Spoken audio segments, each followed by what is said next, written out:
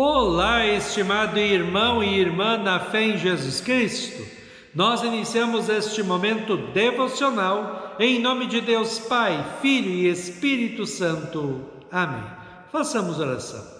Ó Senhor nosso Deus, te louvamos por esse dia maravilhoso, pelas infinitas bênçãos derramadas sobre nós e nossas famílias. Perdoe os nossos muitos pecados. Envia Teu Espírito Santo para estar conosco agora, quando vamos meditar na Tua Santa Palavra. Aumenta-nos a fé, a esperança e o amor. Isso te pedimos e agradecemos em nome de Jesus Cristo, Teu Filho, nosso Senhor e Salvador. Amém.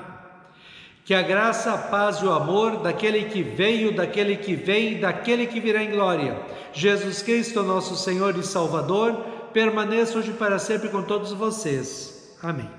Queremos meditar na primeira carta de Paulo aos Coríntios, capítulo 5, versículos 6 a 8, que diz assim: Não está certo que vocês estejam orgulhosos.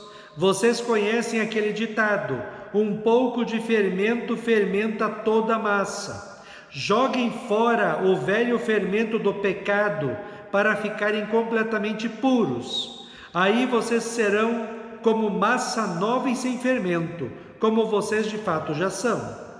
Porque a nossa festa da Páscoa está pronta, agora que Cristo, nosso Cordeiro da Páscoa, já foi oferecido em sacrifício. Então vamos comemorar a nossa Páscoa, não com o pão que leva fermento, o fermento velho do pecado e da imoralidade, mas com o pão sem fermento, o pão da pureza e da verdade.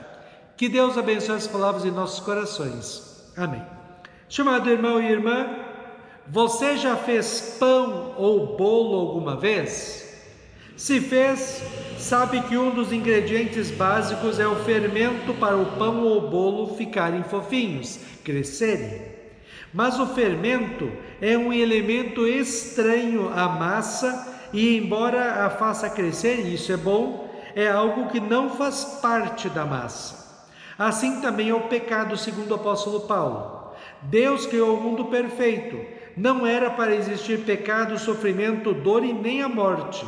O pecado e as consequências dele vieram quando o ser humano abandonou Deus e resolveu por livre e espontânea vontade fazer o errado, o pecado, como diz Romanos 5,12. O pecado entrou no mundo por meio de um só homem e o seu pecado trouxe consigo a morte. Como resultado, a morte se espalhou por toda a raça humana porque todos pecaram. Jesus Cristo, o Filho unigênito de Deus, veio ao mundo para salvar o ser humano do diabo, do pecado e do inferno, como diz Romanos 6,23. Pois o salário do pecado é a morte, mas o presente gratuito de Deus é a vida eterna que temos em união com Cristo Jesus, o nosso Senhor. Com o seu sofrimento e morte na cruz, Jesus Cristo pagou a nossa dívida com Deus, que são os nossos pecados, e conquistou para todo que nele crê, como seu Senhor e Salvador, o perdão dos pecados, a vida e a salvação eterna. Na fé em Cristo, nós temos uma nova vida chamada de cristã. Mudaram os nossos pensamentos, os nossos objetivos de vida, a nossa razão de viver, nossas prioridades e nossos valores. Na fé em Cristo, nós queremos viver uma vida santa, bonita e agradável a Deus, segundo a palavra de Deus. Nós cristãos vivemos diferentes do que o mundo vive, porque o mundo não tem os mesmos valores, princípios e moral que nós cristãos temos. Enquanto o mundo vive para satisfazer os desejos do seu coração, corrompido pelo pecado, nós cristãos vivemos para adorar e servir a Cristo, mesmo que precisemos ir contra os nossos desejos e pensamentos que levam ao pecado. O apóstolo Paulo, no texto de hoje, está escandalizado e muito bravo com as atitudes dos cristãos de Corinto. Alguns deles estavam vivendo em pecados vergonhosos que, segundo Paulo, nem os não cristãos viviam, e a igreja está aceitando tudo isso em seu meio. Paulo já disse que aqueles que não quisessem viver como cristãos e se comportar como cristãos deveriam ser tirados da igreja.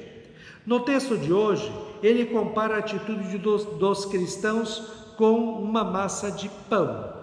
A massa de pão por si só tem suas propriedades que alimentam depois que ele vai para o fogo e vira pão. Mas quando coloca-se um pouco de fermento da massa, o fermento faz a massa crescer. Ele contamina toda a massa. Assim diz Paulo, é com o pecado.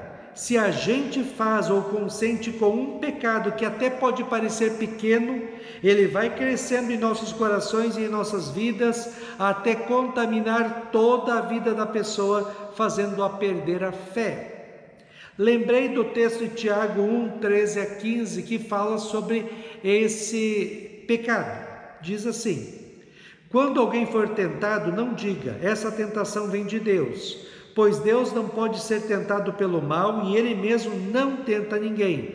Mas as pessoas são tentadas quando são atraídas e enganadas pelos seus próprios maus desejos. E então esses desejos fazem com que o pecado nasça, e o pecado, quando já está maduro, produz a morte. Assim precisamos matar o pecado na sua raiz, na sua fonte, que são os desejos pecaminosos dentro de nós. Como fazemos isso? Enchendo os nossos pensamentos e as nossas cabeças de coisas boas, como a palavra de Deus, a oração, bons filmes, bons amigos, bons livros, boas conversas, boa música. Quando enchemos as nossas cabeças de coisas boas, os nossos corações ficam cheios de coisas boas e automaticamente teremos bons sentimentos, boas vontades e boas atitudes. O contrário também é verdadeiro.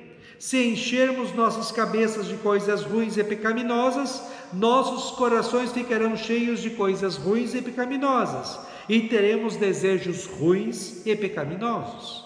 Daí, para fazer o pecado e o mal é um pulinho só. Estimado irmão e irmã, o apóstolo Paulo diz assim hoje: não está certo que vocês sejam orgulhosos. Vocês conhecem o ditado: um pouco de fermento fermenta toda a massa. Joguem fora o velho fermento do pecado para ficarem completamente puros.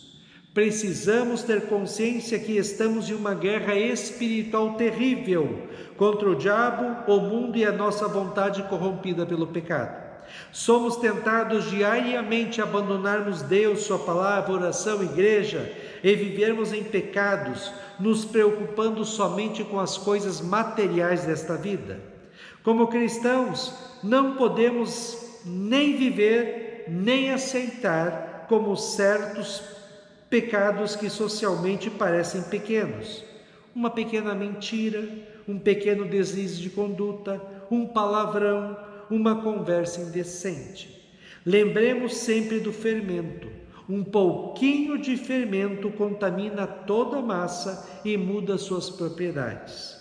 Um pecado socialmente pode até ser pequeno, mas contamina toda a vida do cristão e atrapalha sua fé, podendo levá-lo à perda da fé. Jesus é claro ao dizer que para Deus todos os pecados são graves e levam à condenação no inferno, até mesmo os pecados cometidos por pensamentos que ninguém sabe, mas Deus sabe. Jesus diz em Mateus 5,28 que se alguém olhar para uma mulher com desejo de possuí-la, já pecou no seu coração. Assim, estimado irmão e irmã, Paulo diz para os cristãos de Corinto e para nós que não é para aceitar em nossas vidas qualquer pecado, mesmo os que parecem pequenos e sem importância. Precisamos, quando pecarmos, voltarmos para Deus em arrependimento sincero, pedirmos perdão por amor de Jesus Cristo e pedirmos a ajuda do Espírito Santo para podermos viver uma vida correta, consagrada e dedicada a Deus, segundo a sua palavra. Para Deus, o que é certo e dá vida e felicidade. O que é errado e leva ao sofrimento e à morte eterna. Paulo finalmente compara a nossa vida com a festa da Páscoa. onde se comia somente pão sem fermento.